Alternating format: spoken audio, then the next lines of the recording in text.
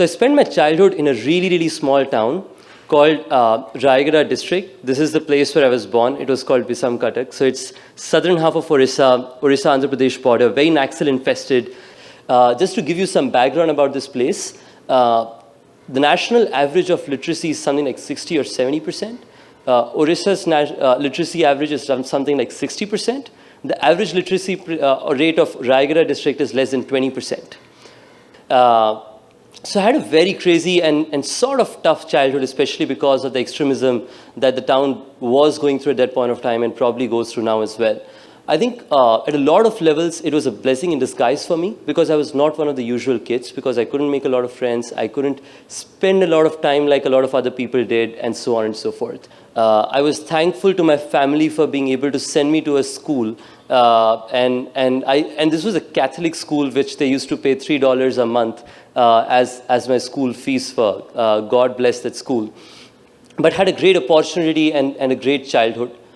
During this period, was the first time I heard the word entrepreneur. Our eldest sister used to be among the inspiration for all the younger guys because she'd done well for herself. My sister was an inspiration, and she one day showed up at a house and said, I was back at this entrepreneurship event at our college, and I felt this sounds like a cool word.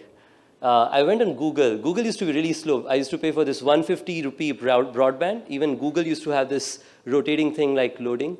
And I figured what that was, didn't get what it was, but I felt this sounds really cool and this is what I want to become.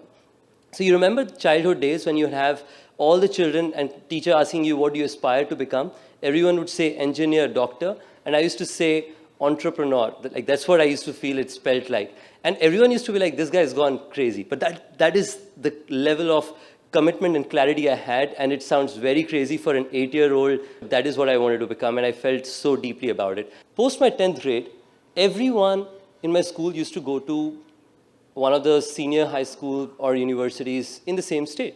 So I felt I wanted to do something different. So I came to the northern half of the country, and I used to travel through my childhood across the coastal areas in really cheap, like those general train boxes through my childhood. Then I had this opportunity of going to the northern part of the country because I really wanted to discover hills. That was a secret. Like my family never knew that. They felt our child wants to study. And my dad always wanted me to just come back and work with him at his shop. But really wanted to avoid that for a long enough period of time. I'm glad I have.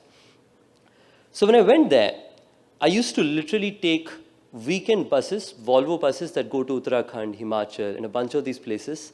And every pocket money so I used to do internships with various companies. I would say I'd work for anything that you would give me, just for traveling.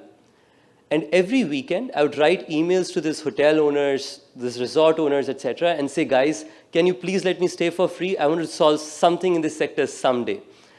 Some of them would give it to me for free. Some of them would give me discounts. And a lot of them would say, screw you. Like, we want you to pay the whole price.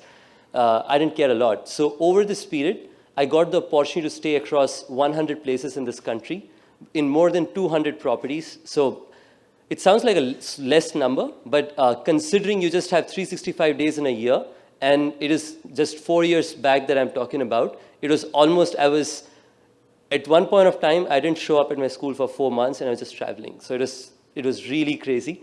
I had this instant hunger of sort of saying, I want to solve something in this sector, man. I mean, why do I have to go through these experiences where I can't discover these places which are extremely affordable, which I always get to know after going to this town?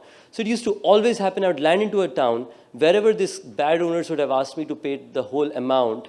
That's the Marwari in me. But really, I would try and find other hotels, and I'd find places that were really, really affordable. So I felt I wanted to solve it. As I say, necessity is the mother of invention. So I started Oravel, which was India's first marketplace of villas, serviced apartments, bed and breakfast, etc., etc. Did that for a period of 6 months and continued to travel during that period as well. So this whole travel was happening during this period as well. Now what happened was this. The bulb would have glowed, but it did not. For 6 months, my failure trail in life continued.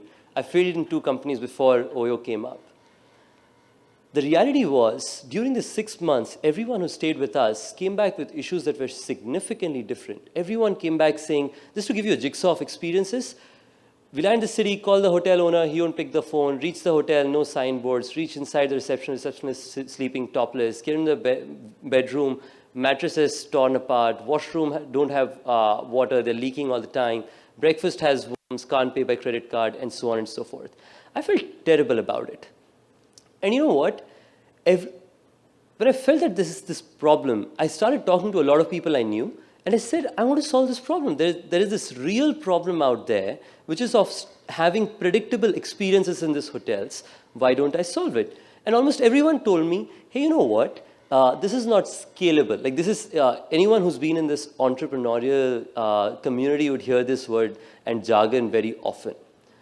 But you know what? I had heard something amazing which I felt very deeply about, and I did a lot of reading, right? Steve Jobs once said, innovation is what differentiates leaders versus followers. So I felt like I want to be a leader. I want to be someone who creates and solves for something and doesn't do something for the sake of building a business. So I felt even if I operate just 2 hotels, I will operate them so well that consumers will at least have a better experience from what they have today.